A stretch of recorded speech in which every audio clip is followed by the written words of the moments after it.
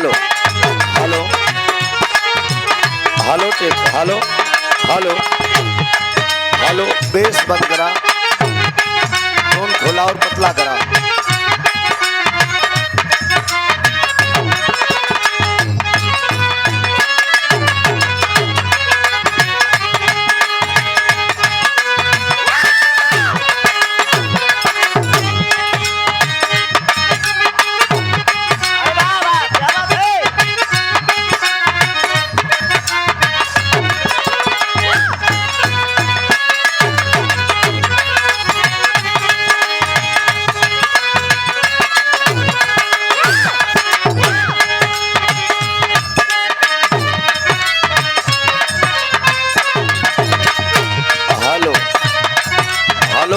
Hello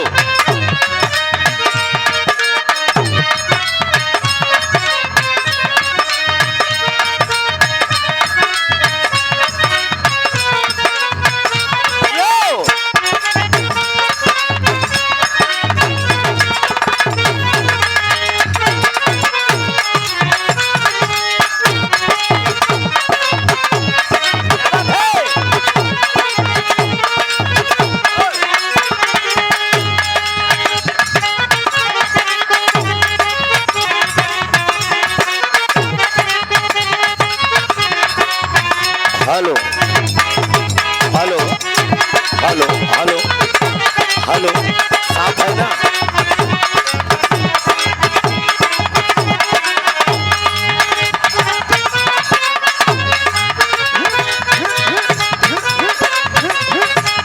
यो जियो आकाश सुनना।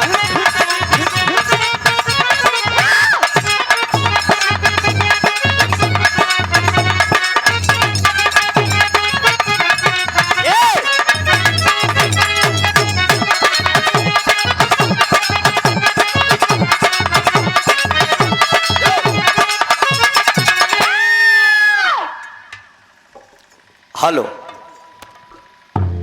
Hello hello रवि भैया कम बाजे लेकिन साफ बोले। वो दिन के बात हमारे याद रखे। हेलो बेस कम करिए।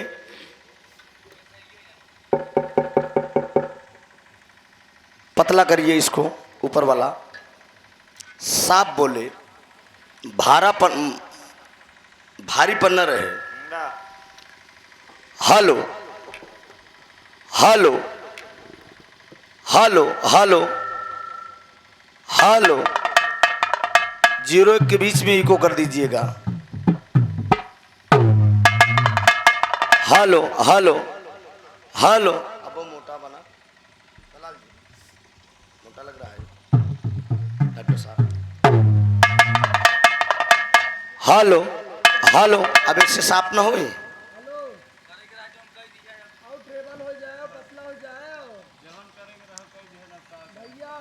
हम न कही पोबे तो है न कि मर्द ऐसा है यार जो कहा था कि न कही पोबे।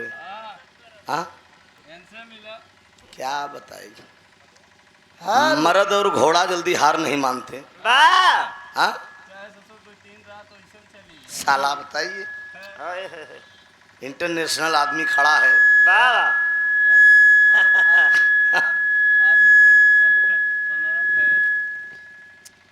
हेलो हेलो हेलो हेलो आइए साफ करिए इसको अभी। चलिए रवि दिखाई बंद है यार। हेलो इसमें भी बेस है, हारमोनियम में भी, हारमोनियम में भी बेस है। पतली कर दो, पतली कर दो। बिल्कुल नहीं, सादा रहेगा भैया। धरिए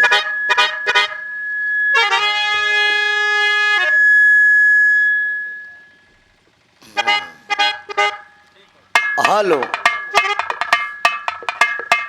हेलो हेलो चला।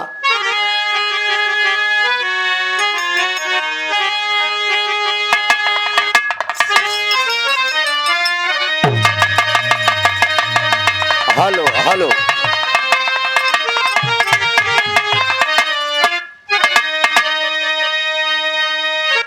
सत्य सतगुरु स्वामी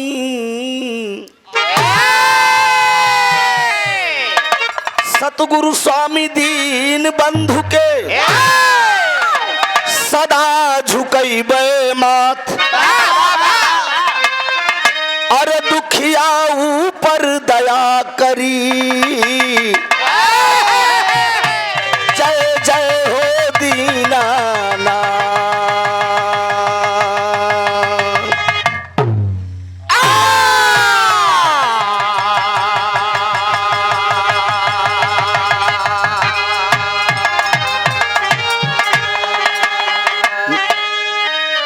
नमो नमो गुरुदेव जी अरे नमो पिता यरुमात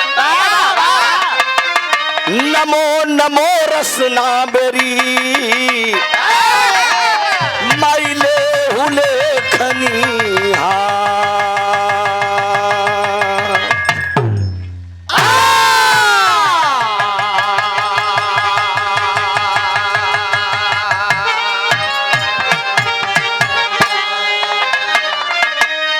सरस्वती ने स्वर दिया बाबू गुरु न दियो ज्ञान ए भैया अरे मातु पिता ने जन्म दिए बाबू कर्म लिखे भगवान।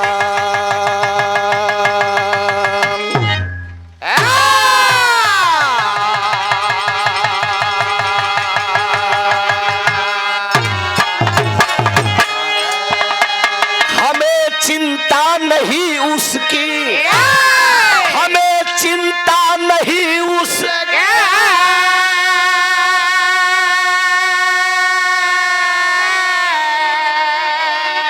अरे उसे चिंता हमारी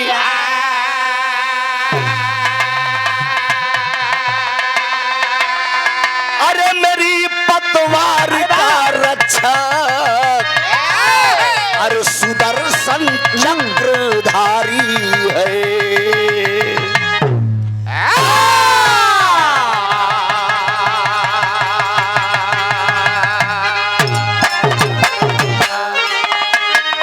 हे माता तुम हो कष्ट निवारण माता तुम हो कष्ट निवारण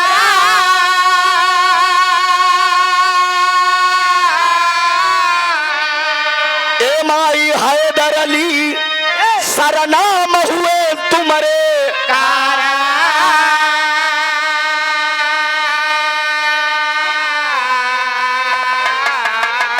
हे जग तारन तारन कैदा माँ हमार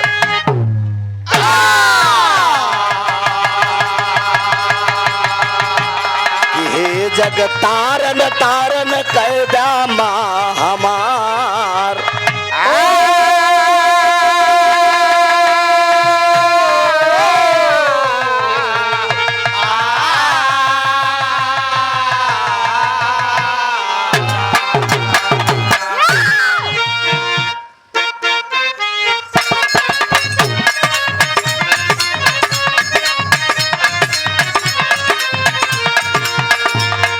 मयरिया कौने करनवा भूलैलियो ना हो भूलैलियो ना मयरिया कौने करनवा भूलैलियो ना भूलैलियो ना मयरिया कौने करनवा भूलैलियो ना भूलैलियो ना मयरिया कौने करनवा भूलैलियो ना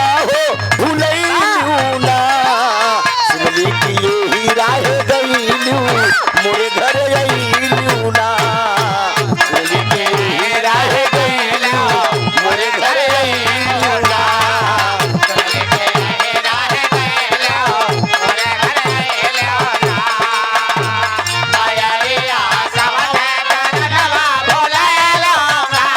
भोला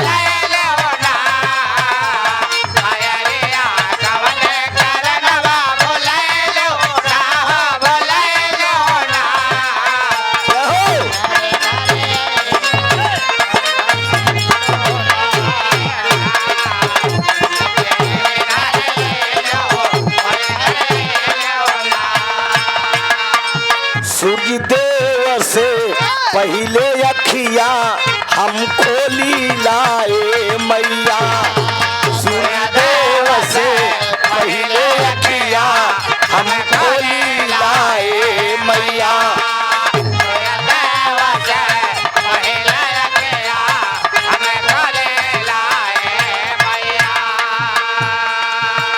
आदरणीय शमशेर गुप्ता जी, साफ करिए रवि जी, माइक साफ नहीं बोल रहा है। अभी 8 तारीख की हमारी आपकी मुलाकात हुई थी ना, पनासा में प्रोग्राम था हमारा सोना सुहानी से। मैंने समझाया था कि जो कमी थी 12 को नहीं मिलना चाहिए। 101 रुपया का पुरस्कार है। भैया का बहुत बहुत प्रणाम हो। आज इस महफिल के बादशाह दूल्हे राजा जी के आप मामा जी आदरणीय समय लाल यादव जी गड़ैला की धरती से बड़ा मेरा पारिवारिक लगाव है आपसे। करीब 15-16 साल से ये संबंध चला आ रहा है। 101 रुपया का पुरस्कार, मंदे जिंदगी शुक्र गुजार रहूंगा। सूरज देव से पहले अखिया हम खोली लाए मैया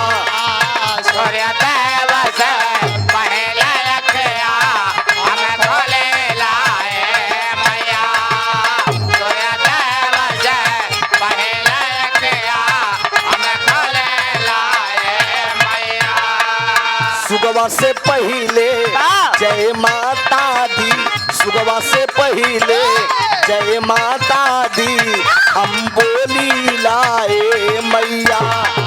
सुगवा से पहले जय माता दी हम बोली लाए मैया।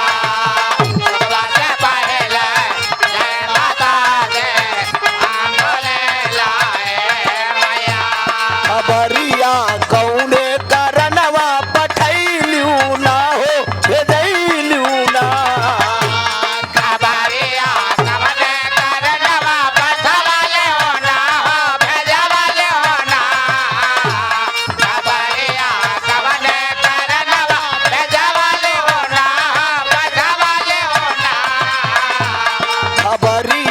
कौने करनवा भेजैलू ना हो पठैलू ना।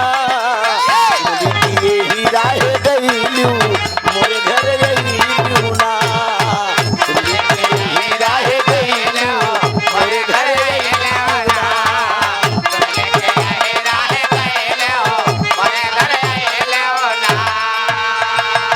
मयरिया कौने करनवा भुलैलू ना हो भुलैलू ना। सुनली कि यही राह गईलू माई मोरे घर अइलू ना।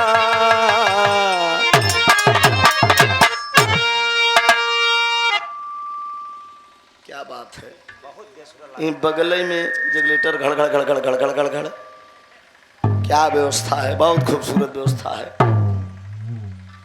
बड़े गाजे बाजे के साथ बारात लेकर आप पनासा के सरजमी से बारात के मालिक साहब आज इस ऐतिहासिक धरती, ये कौन सा गांव? कनगड़ा। कनगड़ा। और राम जी का हलवा ठीक हो, सही है ना? चला ठीक है। क्यों लेडी के साथ नहीं चलता है का? पकड़ ला कोनो लड़की के देख के हिसाब से। कनगड़ा के सरजमी पे बड़े गाजे बाजे के साथ बारात लेकर आप आए। दुबरा का 4 हुआ मांगलिक कार्यक्रम होने में अभी समय बाकी है। और साथ ही साथ मनोरंजन के लिए 2 कलाकारों को उपस्थित किए आप। बिरहा के बड़े ही सुंदर कलाकार, एक चर्चा का विषय है। जिला भदोही से आप दीना यादव उर्फ हसमुख। अरे वाह, क्या बात है। हसमुख टाइटल है। वाह हंसता हुआ नूरानी चेहरा, काली जुल्फे रंग सुनहरा। अरे तेरी जवानी तौबा तौबा, दिलरुबा। बहुत बहुत वंदन अभिनंदन आपको और आपकी पूरी टीम को बाबा वंदन करते हैं। भाई हो, कई सालों के बाद मुलाकात हुई है।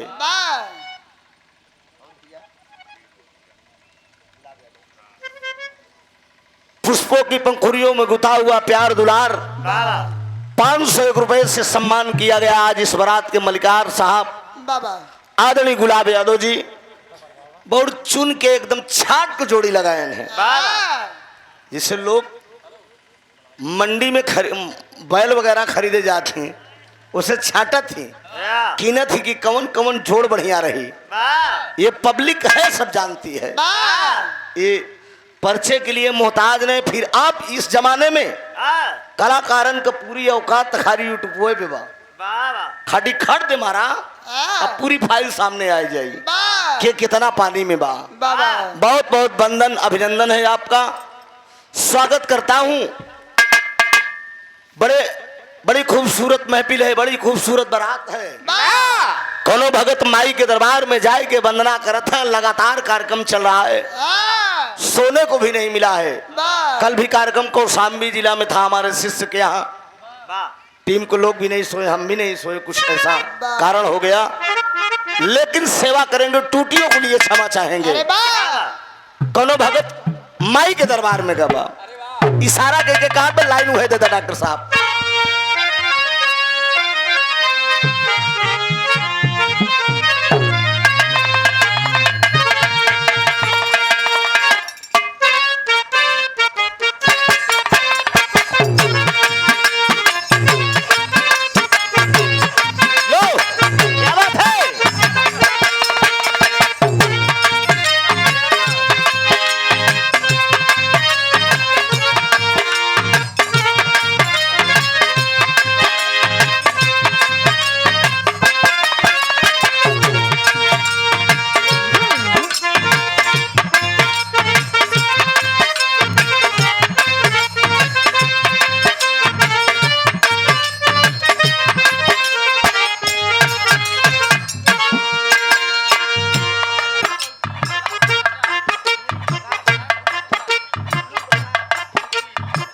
आदरणीय भुल्लूर प्रसाद यादव जी चौकी के धरती से हमरे गुलाब भैया के चाचा जी 100 रुपया का पुरस्कार, बहुत बहुत काम भैया का नमन बा। इस लाइन को यश शेष विराज सम्राट उस्ताद हैदर अली जुगनू साहब ने गाया अपने जवानी के आलम। मैं टूटी हुई एक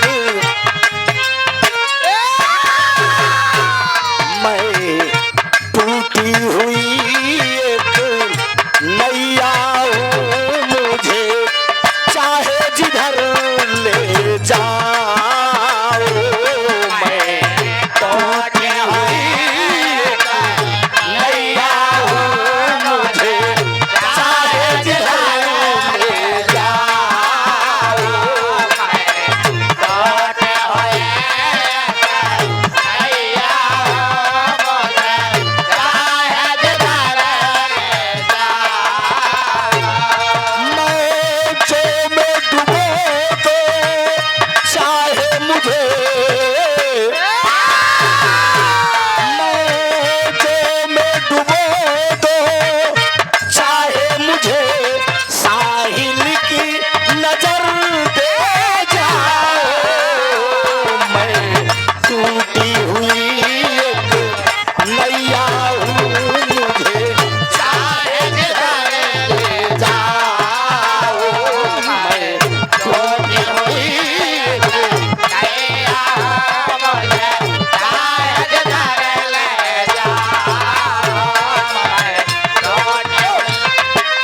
आदरणीय राम बली यादव जी आपको इलाहाबाद से 100 रुपया का पुरस्कार भैया का प्रणाम बा।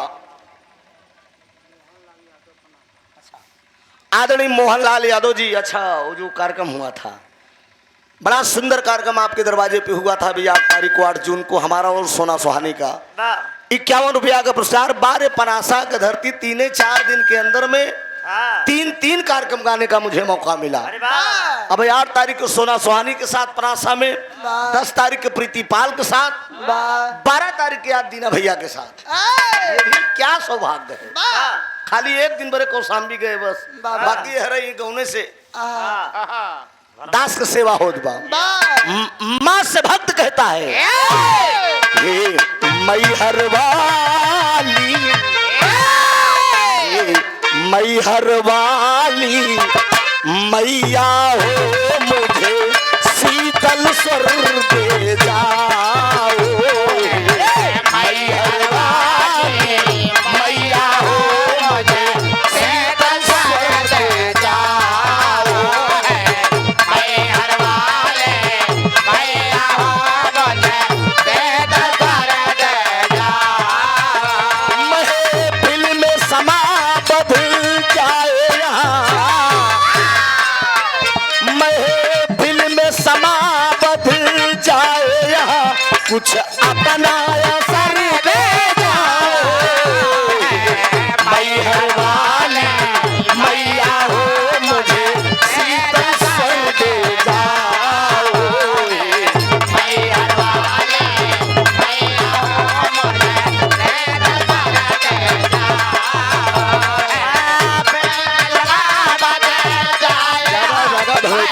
फिल्म समा बदल जाए यहाँ, कुछ अपना असर दे जाओ। मैहर वाले मैया हो मुझे शीतल स्वर दे जाओ। मैहर वाले मैया हो मुझे शीतल स्वर दे जाओ। बेटा कहता क्या है दोस्त, नादान भी हूँ अनजान भी हूँगा, नेक तरीका क्या जानूं। नादान भी हूँ अनजान भी हूँगा, नेक तरीका क्या जानूं। नादान भी हूँ अनजान भी हूँगा, नेक तरीका क्या जाना। माँ तुम ममता की मूरत हो, माँ तुम ममता की मूरत हो, सब कुछ मैया तुमको जानूं। तुम ममता के मूरत कमा मैया तुझ जाना। तुम ममता के मूरत कमा जाना। हंसता हुआ सबको देखूं यहाँ, हंसता हुआ सबको देखूं यहाँ, कुछ अपनी असर दे जाओ। मैहर वाली मैया हो मुझे शीतल स्वर दे जाओ। मैहर वाले मैया हो मुझे शीतल स्वर दे जाओ। हंसता हुआ सब सबका देखो यहाँ, हंसता हुआ सबका देखो यहाँ, कुछ ऐसा अचल दे जाओ। मैहर वाले मैया हो मुझे शीतल स्वर दे जाओ। मैहर वाले मैया हो मुझे शीतल स्वर दे जाओ। तमाम भक्त माँ के दरवाजे पे गए होंगे, उन्हीं लाचारों में ये बालक भी है। माँ मायूस मुसाफिर भटक रहा मन, जिल की अंधेरी राहों में। आया मुसाफिर भटक रहा मंजिल के अंधेरे राह में। आया मुसाफिर भटक रहा मंजिल के अंधेरे राह में। चलने की मुझ में ताप नहीं, चलने की मुझ में ताप नहीं, माँ आके उठा लो बाहों में। चलने के मुझ में रवि कहाँ गए रवि? आकर के उठा लो मन की सामने का तो सुधार यार अभी बढ़िया नहीं लग रहा। मुझ में ताप नहीं, आकर के उठा लो बाहों में। पग पग अलौकिक हो मेरा, पग पग अलौकिक हो मेरा, कुछ अपनी नजर कर जाओ। मैहर वाली मैया हो मुझे शीतल स्वर दे जाओ। मैहर वाले मैया हो मुझे शीतल स्वर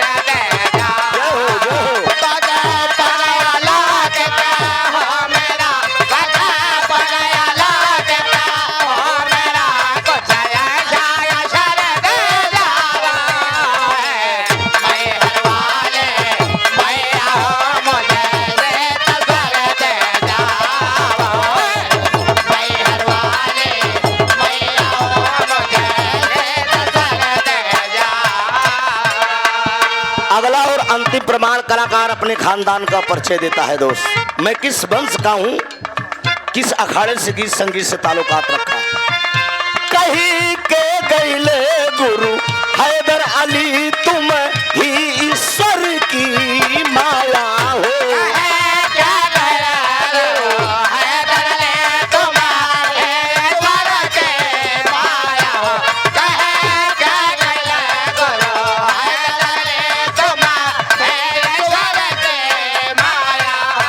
यादव त्रिभुवन के सिर पे माँ, यादव टियन के सिर पे माँ पावनया चल की छाया हो। हेलो रवि, मंच पे साउंडिंग दो यार, साउंडिंग नहीं मिल रही है। ये दीपा हल्का सा ना इधर और इधर मारो।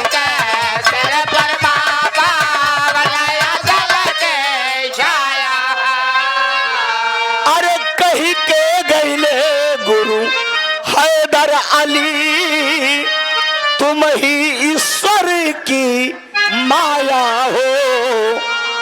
यादव टियन के सिर पे माँ पावनया चल की छाया हो। पग पग आलौकिक हो मेरा, पग पग आलौकिक हो मेरा, गीतों में असर दे जाओ। मैहर वाली मैया हो मुझे शीतल स्वर दे जाओ। मैहर वाली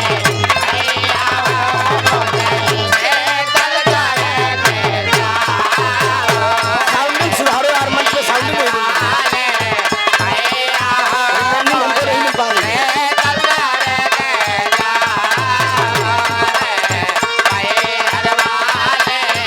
मैया हो मुझे शीतल स्वर दे जाओ।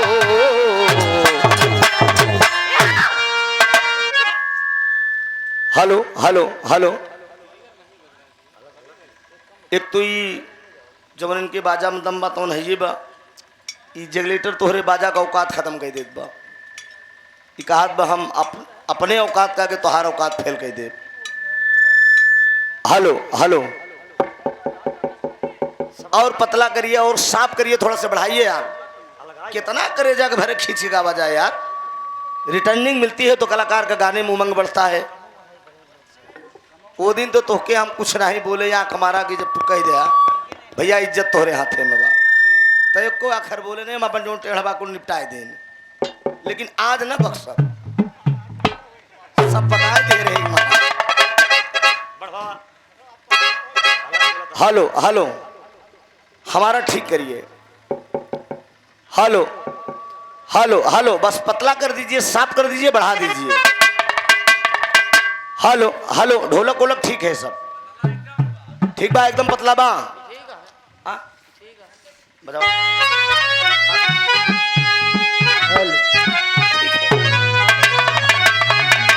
Hello hello hello.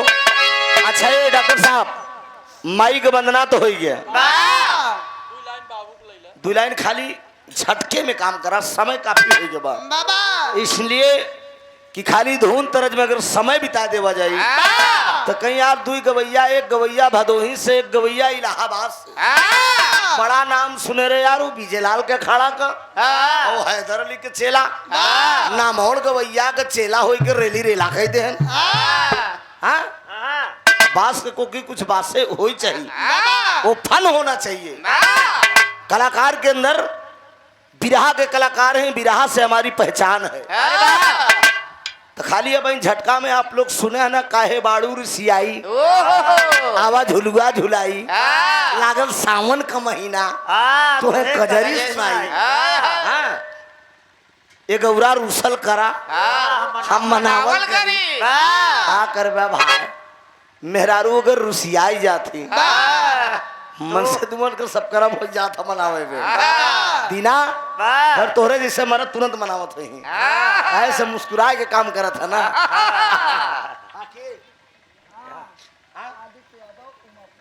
Aditya Yadav ji आप उमापुर से 20 रुपए का पुरस्कार आया है। बहुत बहुत वंदन अभिनंदन है। बारे पनाशना के धरती झटका में आवा एक लाइन खाली एक बानगी मारा बस।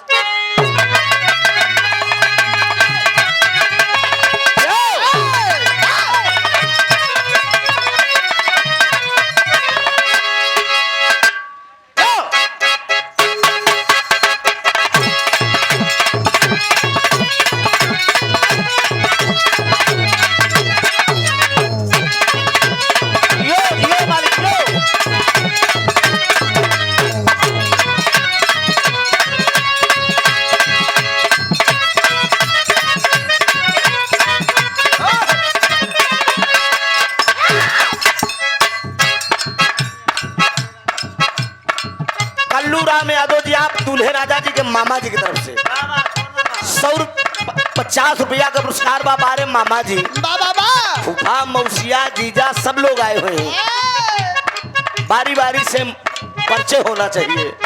दुल्हा के इष्ट मित्र दोस्त यार कितना है सबका हाजिरी लगे चाहिए।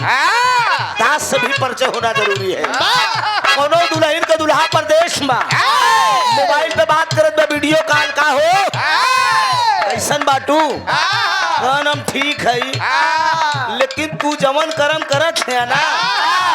देसी कहावत कही कि ऐसी कमैया जिनकर भतरा एक दिन खाबे 9 दिन तरा। नया नया गवना कराए के मुख कौनू तू दिल्ली बम्बई ठहरत है। ऊ दुल्हनिया कहत का बा हेलो हेलो हेलो देखल कुलही सपना। अरे देखल कुलही सपना कई दिहला पानी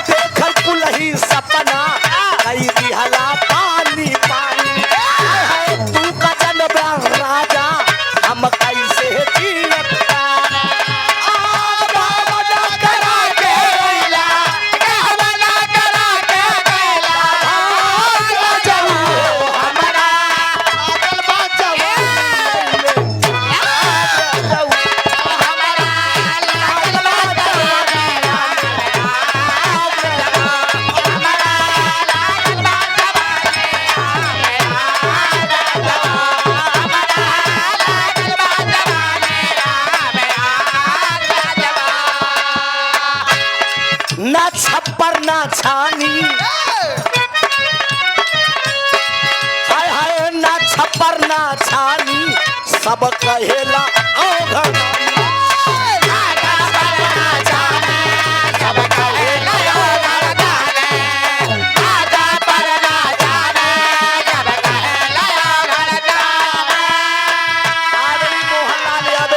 पनासा के धरती से 51 रुपए का पुरस्कार बहुत बहुत प्रणाम भैया का नमन बा। ना धोती ना कुर्ता हाय हाय ना धोती ना कुर्ता सिर पे गंगा महारानी।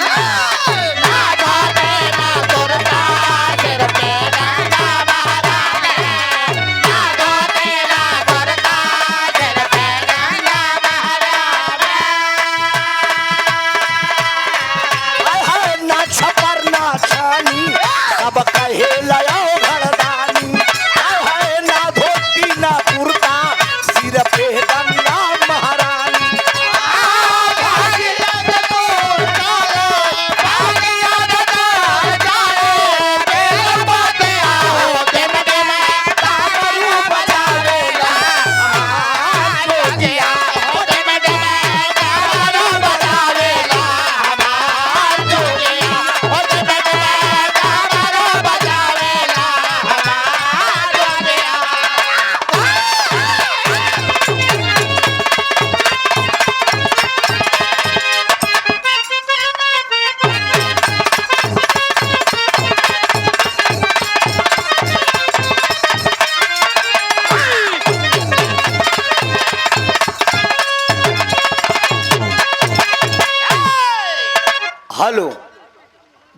बढ़िया।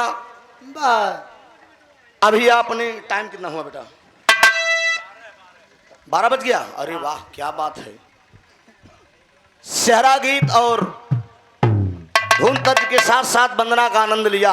वाह समय काफी निकल गया है, वाह चूंकि रात भी इस समय छोटी होती है। जाड़ा का महीना में अगर नवंबर दिसंबर का अगर होता तो कई कई विरहा गावे के पर तो ओराबे न करत, पूरी रतिया न अरे खत्म। वाह लेकिन छोटी सी रात होती है। मेन मतलब ये होता है कि बिरहा के अगर कलाकार आए हैं तो कुछ चीज सुना के जाएं, धुन तरत पे आप लोगों के दिमाग से रही यहाँ तक सुनबा ओकरे बाद निकल जाई। और ये पनासा के धरती मैंने तीसरा कार्यक्रम गा रहा हूँ। यहाँ बिरहा के महारथी हैं, बिरहा को पारखीन लगाने वाले हैं। अभी 2 कार्यक्रम में रात भर आप लोगों ने महाभारत का आनंद लिया था मुझसे। महाभारत की फरमाइश करके आप लोगों ने गवाया था। एक छोटा सा बिरहा सेहरा गाँव उतने भरे में उतना सेहरा में समय जाई और उतने में नान के कि छोट का बिरहा एक अद्भुत कहानी मिलेगी। बहुत धार्मिक प्रसंग होगा। हमारे बुजुर्ग भी बैठे हैं। एक ऐसा बिरहा आप लोगों को सुनाऊंगा। जीते जिंदगी उस्ताद बिरहा सम्राट हैदर अली जुगनू साहब केवल यही एक बिरहा मुझे दिए। शिष्यों में मैं एक शिष्य था। गुरुजी के दरवाजे पे जाता था, बोले कि कभी बिरहा तुम नहीं मांगते हो? ठीक है अगर नहीं मांग रहे हो, एक बिरहा में मैं अपनी मर्जी से तुझे दे रहा हूँ। यही एक बिरहा गुरुजी के हाथ से मैं पाया। गुरुजी बोलते गए, मैं उनके दरवाजे पे बैठ के नोट करता गया और मेरा दावा था। और उस्ताद हैदर अली जुगनू साहब एक बात बोले कि बेटा ये बिरहा तो मैं दे रहा हूँ, लेकिन ये बिरहा जो त्रिभुवन में तुझे लिखा रहा हूँ, ये बिरहा आज तक मैंने किसी शिष्यों को नहीं दिया है। ना कोई चेला मेरा इस बिरहा को गाता है। तेरा प्यार और तेरा भाव देख के खाली हम चरनिया दबावत रहे, मगन हो गए कहीं चरण दबा रहे हो। यह बिरहावा तू नोट कैला। आज अवसर मिल गया आपके धरती पे आप लोगों के बीच में प्रस्तुत करने का। आशा नहीं पूर्ण विश्वास है रवि बाबू सीटी न दे, कम बोली चल जाए, लेकिन साफ बोले।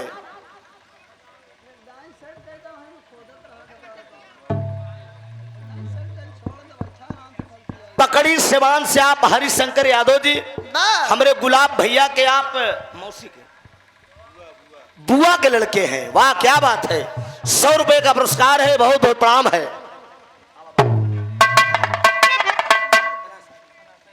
अच्छा आदरणीय मोहनलाल यादव जी, आप पनासा के धरती से। अरे बारे बाबूजी 7 भाई हैं,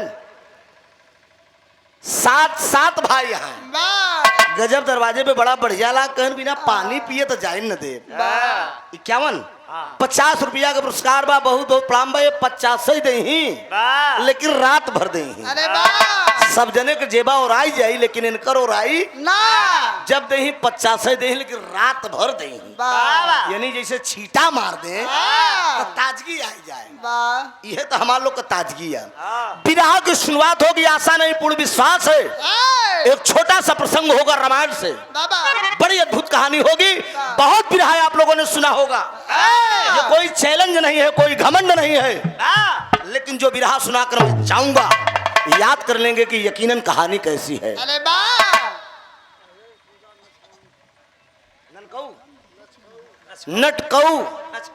नचकऊ हिरन का पूरा मेजा तहसील के बगल।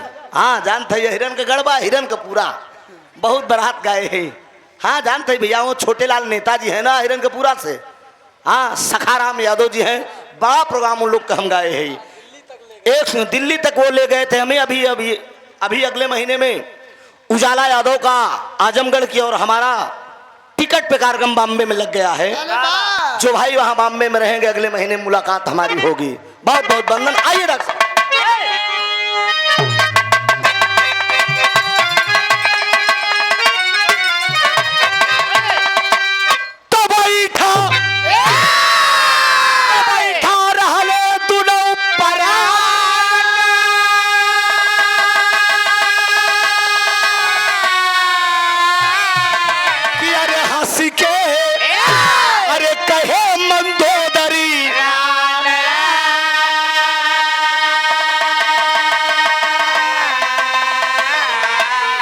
दुल्हा अरे सैया माना तन मंदोदरी के बतिया अब हमार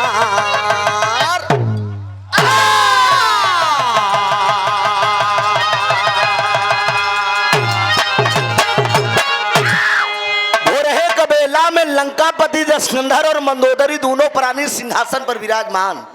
मंदोदरी श्रृंगार पटार कई के लंकापति राजा रावण के पास गए। कहा लंका में रहत रहा तू भी आई गई तनी बहरे घूमे की इच्छा बा। एक लाइन तर्ज लग गई ही पे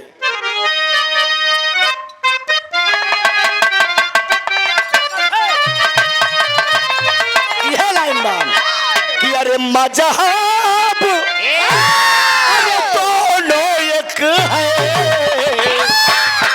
थोड़ा सा आवाज कुछ अपने रुझान में बा कई रात आज मस्त हो गई एकदम कि काबे में अरे तेरा जलवा काशी में नजारा है।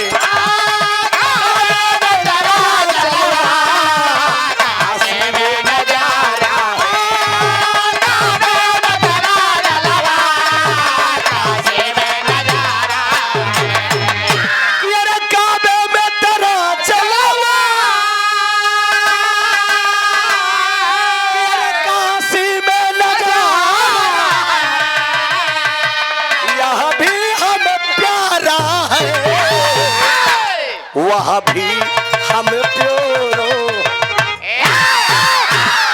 ये भाव बा। लेकिन मंदोदरी लंकापति राजा रावण से कहा था कि मंदोदरी कहने लागी बोली सुमुख सयानी है कि अरे मंदोदरी कहने लागे अरे बोली सुमुख सयानी। अरे एक बात पिया मानो बोली मधुरी बानी है। सुना अरे मंदोदर हंस के बोली मंदोदर हंस के बोले मंदोदर हंस के बोले तब जुबा को अपने खोली तब जुबा को अपने खोले तब जुबा को अपने खोले पिया मरी मानो ये करना नहीं ठिठोली।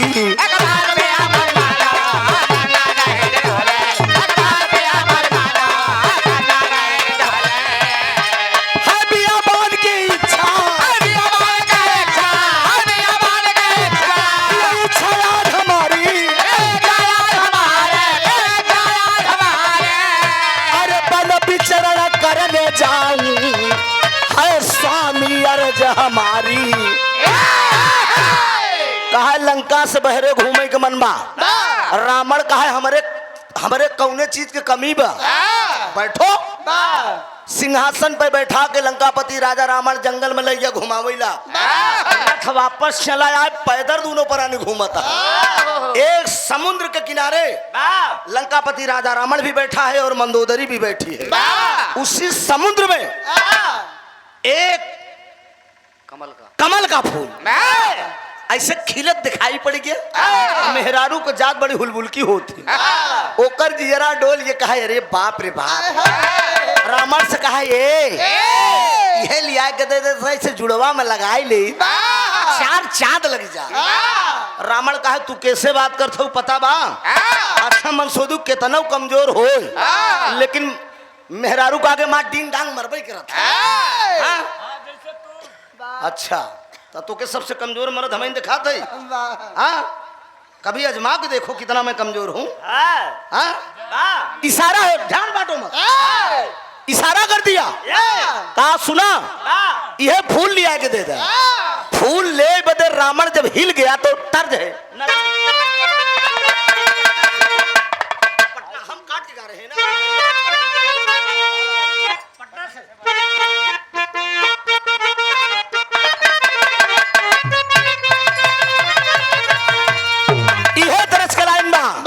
हम गा रहे हैं अपने हिसाब से। डॉक्टर साहब ध्यान मत दीजिए आप।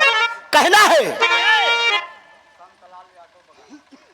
आदरणीय संतलाल यादव जी बगहा के धरती से 100 रुपया का पुरस्कार बा भैया का प्रणाम बा और कहना बा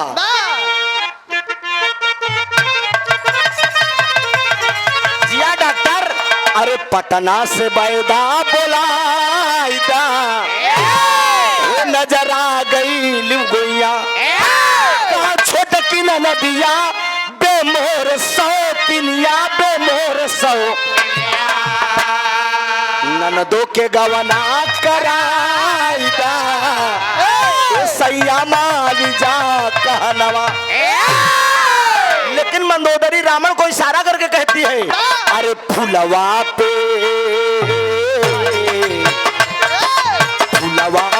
मनवा हमार हो हमके लादा सजनावा पर्दा कब तो ना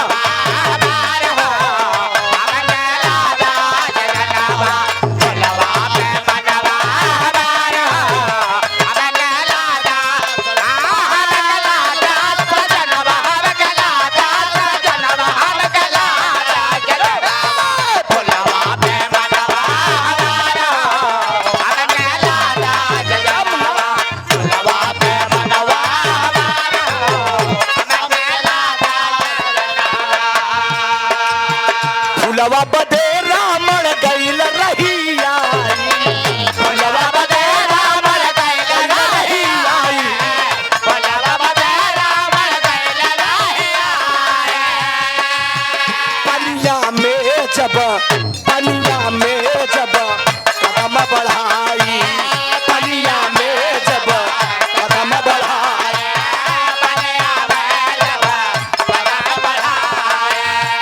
वही हटा फूल हटा फूल हटा फूल फूल मायावी है रावण जैसे उस समुद्र में हिला समुद्र में हिलने के बाद फूल को पकड़ने की कोशिश कर रहा है।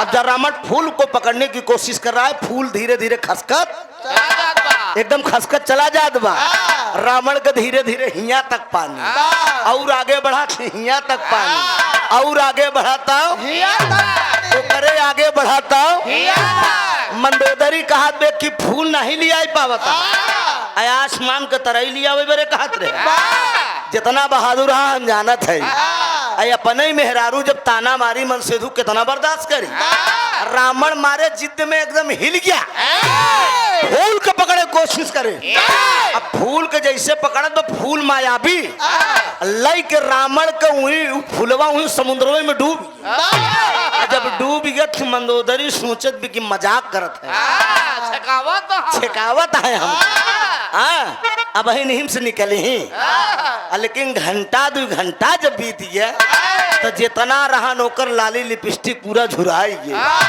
तेरी के भाव बा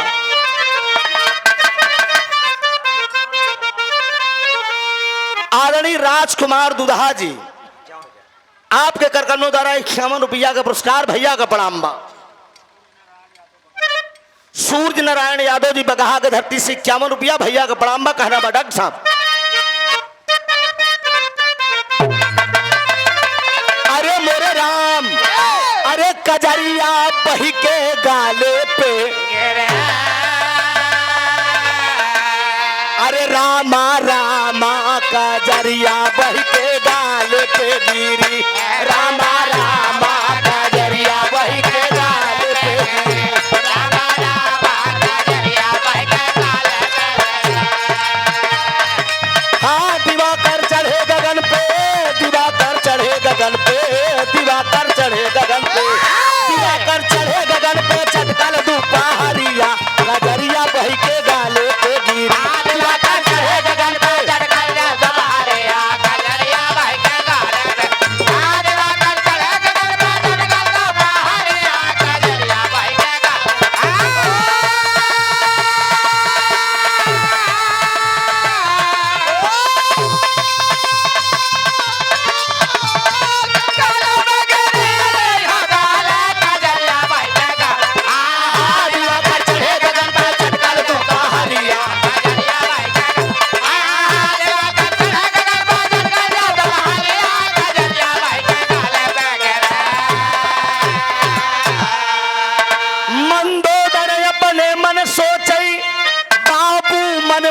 किया विचार अरे लंका नगरी में हम जाबई पूछी है हुआ तो जब नर नार रोवत उतरी उल्टी पुतरी, अरे चकित भय कुल नर औनार। अरे पूछे लोगवा दुल्हा कहाँ खोई हूँ, मंदोदरी रो वही श्रीमान।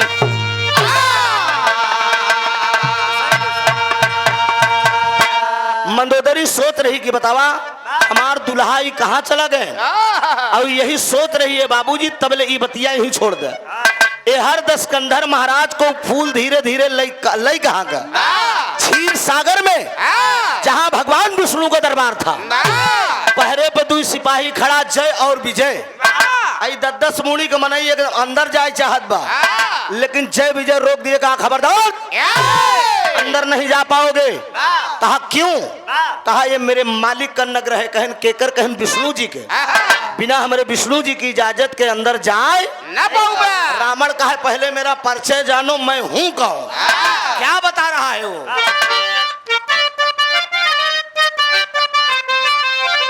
कि अरे हुसैन जैसा शहीद आजम। लेकिन रावण क्या कह रहा है कि अरे जा करके भगवान से कहे दो रावण द्वारे आया है, रावण द्वारे आया है, रावण द्वारे आया है। जा करके भगवान से कहे दो रावण द्वारे आया है, रावण द्वारे आया है।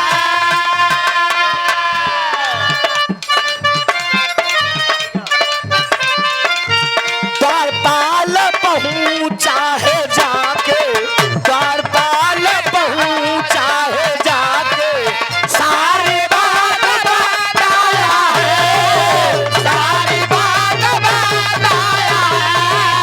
द्वारपाल पहुंचा है जाके, सारी बात बताया है, सारी बात बताया है।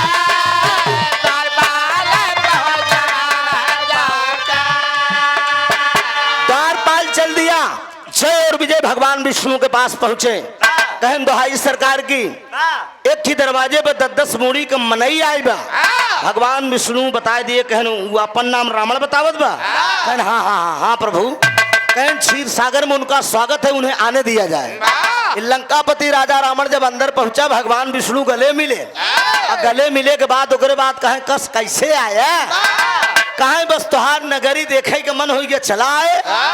अभी नहीं बतावत है कि हमार मेहरारू फूल मांगे रही, हम फूल के चक्कर में ही तक चला आए, नहीं तोड़ पाए। वो रावण का घमंडई भाबा। भगवान विष्णु कहें चला बड़ा बढ़िया करे, कम से कम आया तो। माता लक्ष्मी जल जलपान बनवाई चली गई।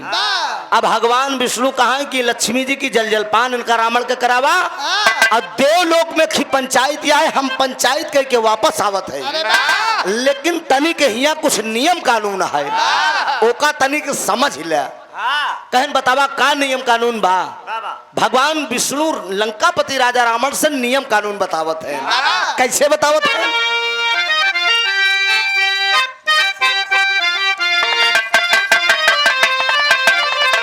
एक लड़की के बियाह हो गया, एक लड़की के बियाह हो गया। लड़की बा तनी के पढ़ी लिखी रही, और लौंडवा कुछ औंठा टेक रहा। आकाश का बा सोवत है का?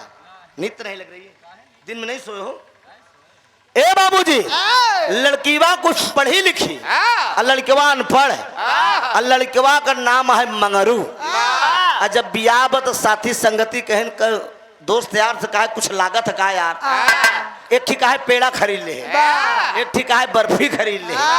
तब ले कि पहुंचा का सस्ती चीज बढ़िया चीज बताई, कुछ नहीं तो गुल्लैया खरीद ले। और दोनों परानी रात भर कुरकुराया।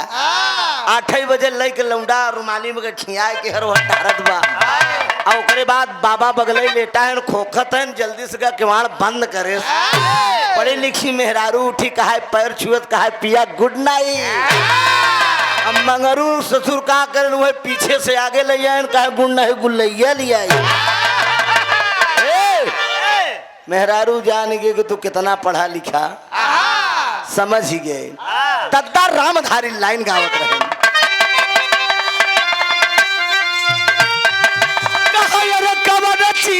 अब कहा अरे कवन चीज अब अरे धरती पर फूले कहा अरे कवन चीज अब अरे धरती पर फूले कहा कवन चीज आसमान है पियावा कवन चीज आसमान है पियावा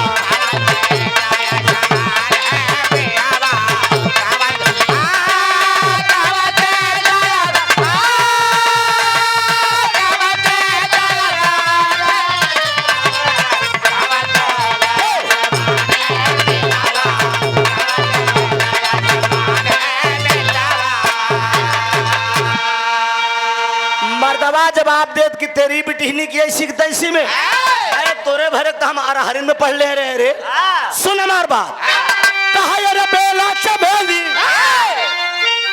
अरे बेला चमेली अरे धरती पर फूले वह चादा शुरू जाया समान है चिराई चादा शुरू जाया समान है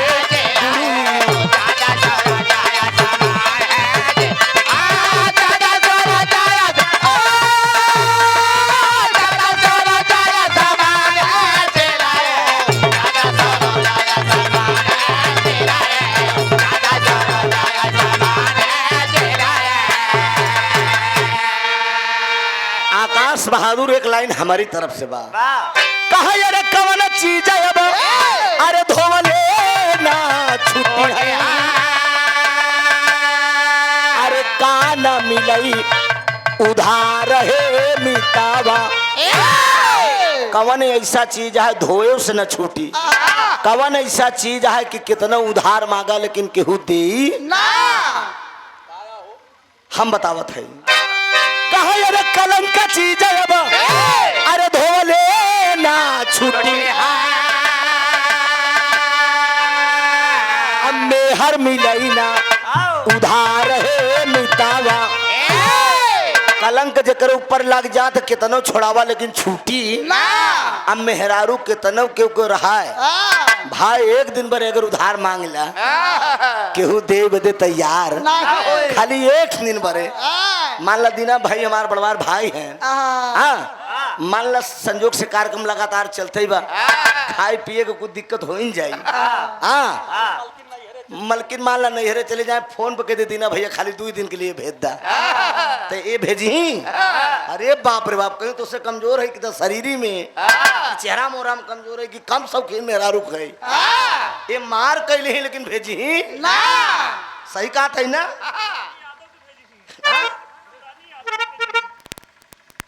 एक तो तू ही भेज सकत है तो तू पर्चा रहा हूं मैं ना तू तो लाइन क्लियर कर ले रहा है एकदम लेकिन दिक्कत हो गई थोड़ा से कहना है मार दे अरे 10 कंधर से अरे वही बोलई लागे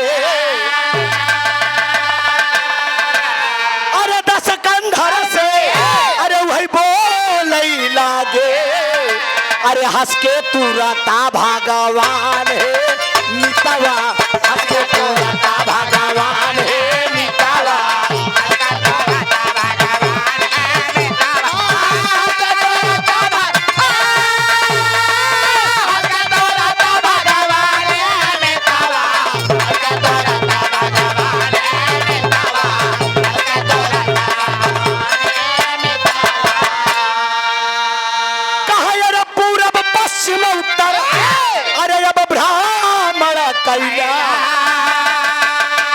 लेकिन दक्षिण की हाजिन पयान है मितावा कहा पूरा पश्चिम उत्तर तीनों दिशा खूब जम के टहरा लेकिन दक्षिण कहती लंकापति राजा रावण का भगवान विष्णु समझावता है देव लोग पंचायत करा चला गए माई लक्ष्मी जल जलपान बनवे लगिन अब विष्णु जी जानत रहे कि रावण का मना करत है लेकिन ई मानी नहीं जिद्दी बा जेहर मना करब उहर जाई जरूर और तनी के देरी बैठा रहन रावण ओकरे बाद उठ देस कहा चली देख ले का बात दक्षिण तरफ कितना बहादुर आहाय जवन हमहू से ज्यादा आल्हा का भाव बा।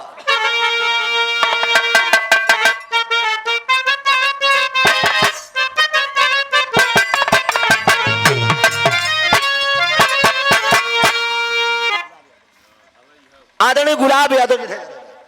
आदरणीय गुलाब यादव जी बारात के मालिक साहब 101 रुपया का पुरस्कार।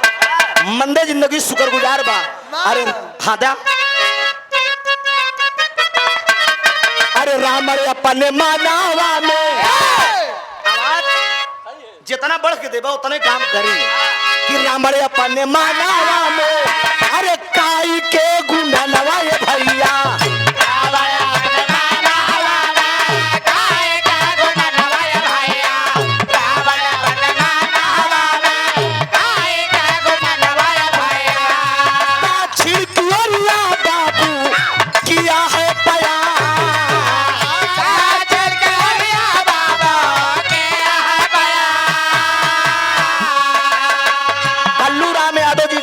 धरती से दूल्हे राजा जी के मामा जी की तरफ से 51 रुपया बहुत काम बा।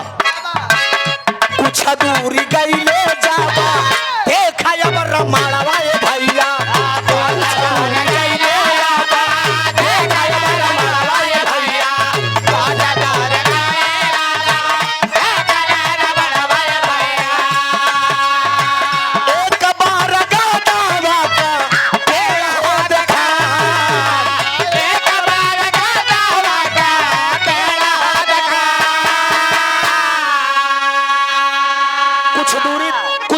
सिकंदर गया दक्षिण की दिशा में एक बरगद का बहुत पुराना पेड़ दिखाई दिया और बरगद का पेड़े में 16 रस्सी लगी रहा है।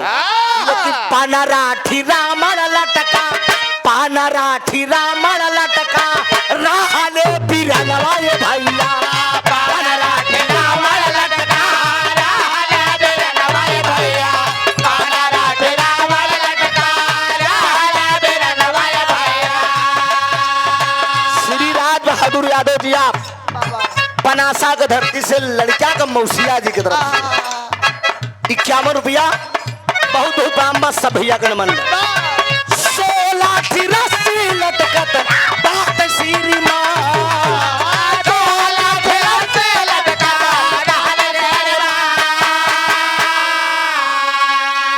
अरे रामण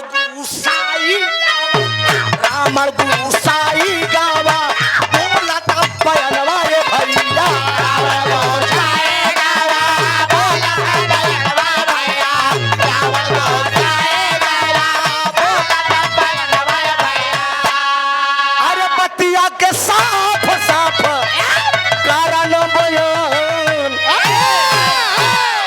रावण गुस्सा गया जब 15 रावण का लटका देखे कौन तुम लोगों की ऐसी दशा किया है तो नहन 15 डांटा था कहा था ए बहादुर जौने नगरी का राजा तू रहे है उही का राजा था हम 15 रहे तो होरी की नाही करनी करे ही देखा उल्टा कह के टांगा है समझे।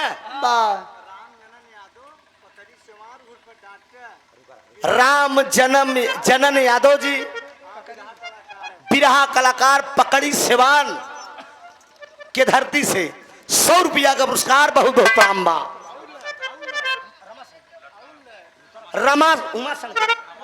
रमा शंकर यादव जी लटकहा के धरती से 100 रुपया बहुत बहुत प्राम्बा।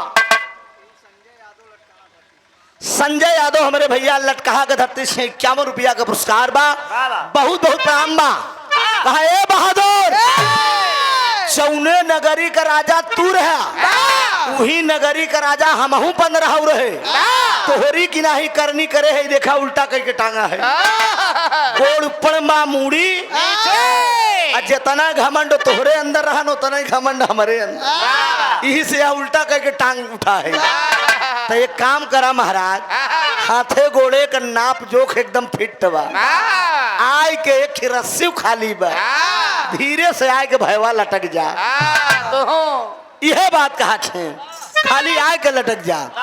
दस्कंधर क्रोध में आया मियां से तलवार निकाल लिया। ओ भैया आवाज नहीं होनी चाहिए यहां तक डिस्टर्ब हो रहा है। क्या बात है कौन माई का लाल पैदा है जो मेरी दशा ऐसा कर सकता है? तुम चोर हो, तुम लोग कायर हो, तुम लोग बुस्तिल हो। यही बात कहा तो रावण मियान में तलवार घुसेरा। अब पिछड़ा जात बा, और जब पिछड़ा जात बा तो पिछवा से विष्णु भगवान लड़े खट से। और जब विष्णु जी लड़े मुड़ के देखे रावण तो विष्णु जी खड़ा है, कहे कस जल जलपान करे।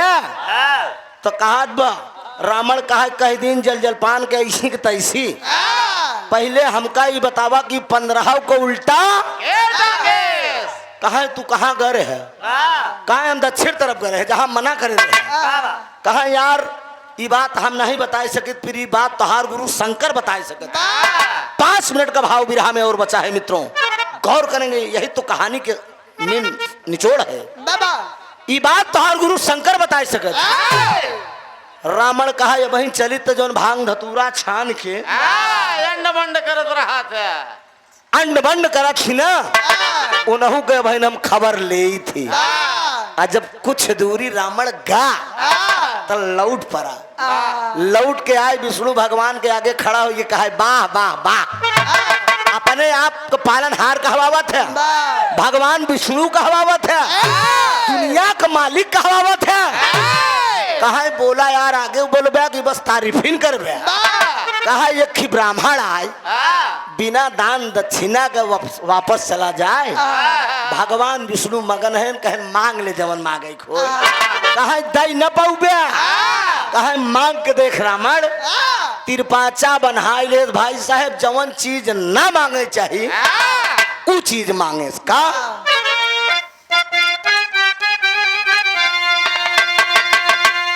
अरे 10 कंधर कहाँ लगा ललकार, अगर तू प्रसन्न हया करता। अरे दक्षिणा में दैदा तू लक्ष्मी गुजरिया, गजरिया बही के गाले पे गिरी।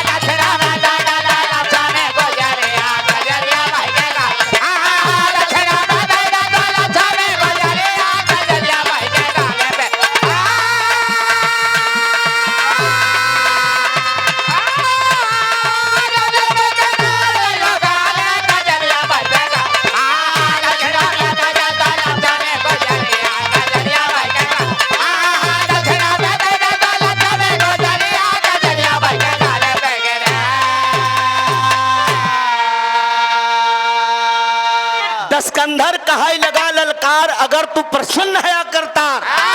दक्षिणा में केवल दई दयापन लक्ष्मी गुजरिया, केवल केवल यही जवन तोहार मेहरारू है लक्ष्मी जी, ये नहीं कि तू हमारे हवाले कही दे महाराज। विष्णु जी कहा यार गजब कही दे, क्यों मेहरारू देहेबा कि हम ही तोहका मेहरारू दे दे। कहा एक बात बताई दे खोई दिया नहीं, ये है रावण चले न अपने लंका।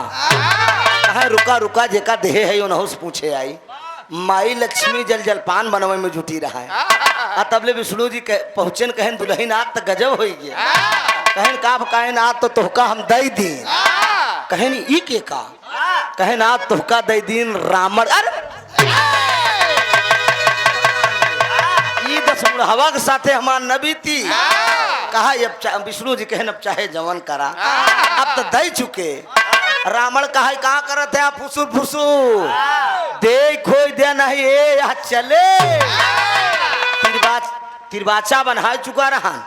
लौट के आए भगवान विष्णु। बाबूजी रावण के सामने हाथ जोड़कर खड़े हो गए। देखिए वो विद्वान पंडित रावण है। विराह सुने के केहू का गाय भैंस ज्यादा दूध नहीं दे देती। ये कहानी रामचरितमानस और वाल्मीकि पुराण में नहीं मिलेगी, ये भवभूति महापुराण से ये कहानी ली गई है। भगवान विष्णु जी लौट कर आए और रावण के सामने हाथ जोड़कर खड़े हो गए। खड़े होके कहा 10 कंधर मैं तुझे भिक्षा दूंगा, लेकिन भिक्षा तुझे उधार करना होगा। ए भैया आवाज नहीं होना चाहिए। ए मौसिया जी थोड़ा से, हाँ थोड़ा से डिस्टर्ब नहीं होना चाहिए। बात आप आराम से कर लीजिए, ठीक है? वादा कर रहा हूं तुझे भिक्षा कम मिलेगा। रावण कहा कहूं भिक्षा उधार होता का करी तू ऐसा मांगल नहीं यहाँ उधार करे के पड़त बा। कहा कितना दिन तक वादा का होत बा।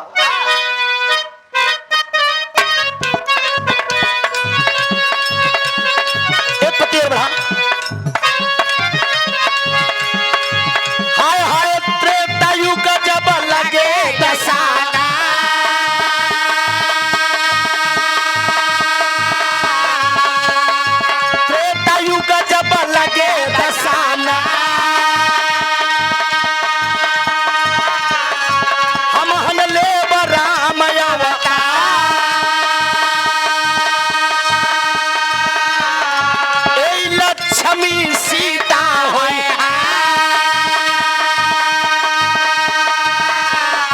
हमारी प्यारी ये गुलाब माँ पिता के आज्ञा से 14 वर्ष जाप बनवा जोगी बन के आया वहीं पे जोगी बन के आया वहीं पे लाई जा मोरी लक्ष्मी जोगी बन के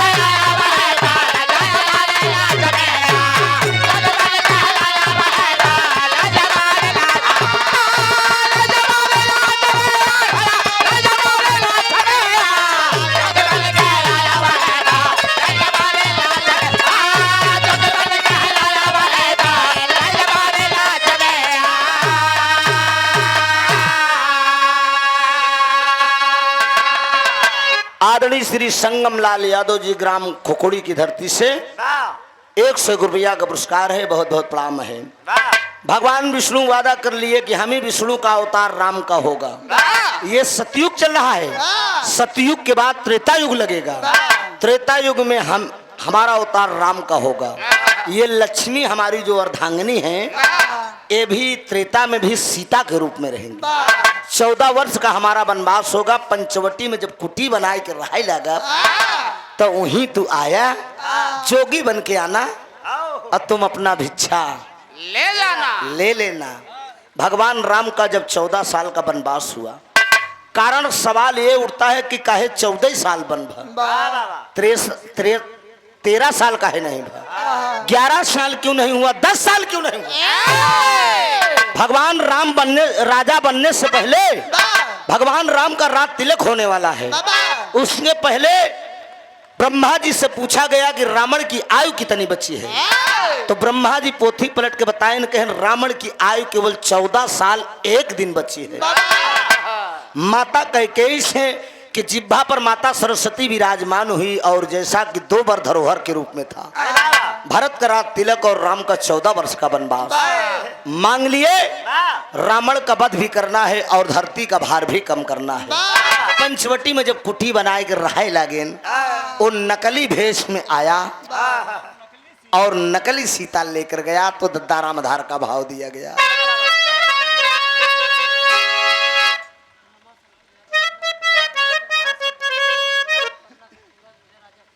फूफा पन्ना कपूरा से रमाशंकर यादव जी दुल्हा राजा के फूफा जी की तरफ से 100 रुपया का पुरस्कार बा। बहुत बहुत प्रणाम बा।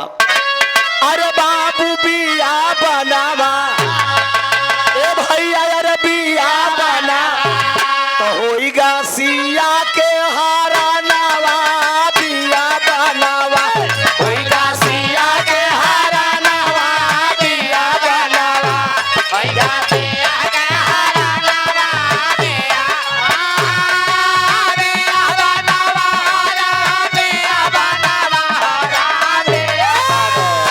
होइगा सिया के हारा नावा बिया बनावा होइगा सिया के हारा नावा बिया बनावा। जोगी बन के आया दशानन कुटिया के डिग आया। अरे लागे मागन भिक्षा माँ से अरे कोमल बहन सुनाया बाबू बिया बनवा तो तुरंत लई के उड़ा गगनवा बिया बनवा। नकली भेष में आया और नकली सीता लेकर गए गया। याद कर लीजिए रामलीला कलाकारों के द्वारा रामलीला मंच पे दिखाया जाता है कि रावण सीता का हरण करके ले गया था, लेकिन मैं दावे के साथ ये कहूंगा कि असली सीता का हरण करके रावण नहीं ले गया था। भगवान राम बन जाते समय ये बोल दिए थे सीता जी से कि जब तक करहु निशाचर नासा तब तक करहु अगिन में बासा। सीता मैं नर लीला करने आया हूँ, आपकी छाया मुझे चाहिए। असली सीता को अग्नि में वास करा दिया।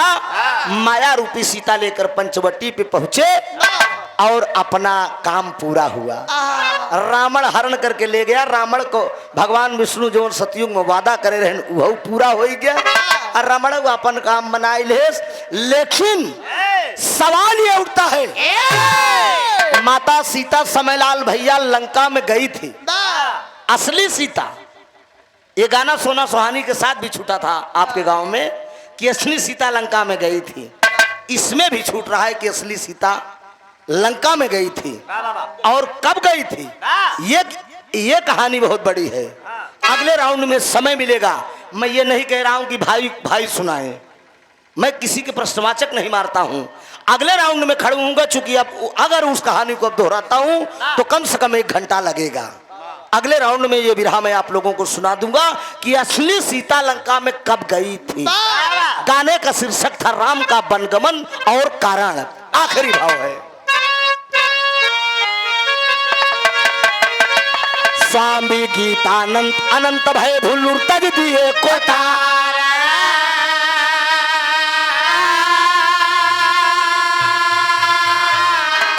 अरे राम धार हैदर अली चुकू,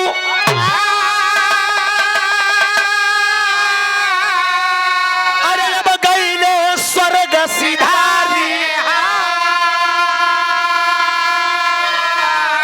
अरे राम कदरिया बही के गाले पे गिरी, यादव त्रिभुवन नाथ का मौहरिया बखरिया, कजरिया बही के गाले पे गिरी।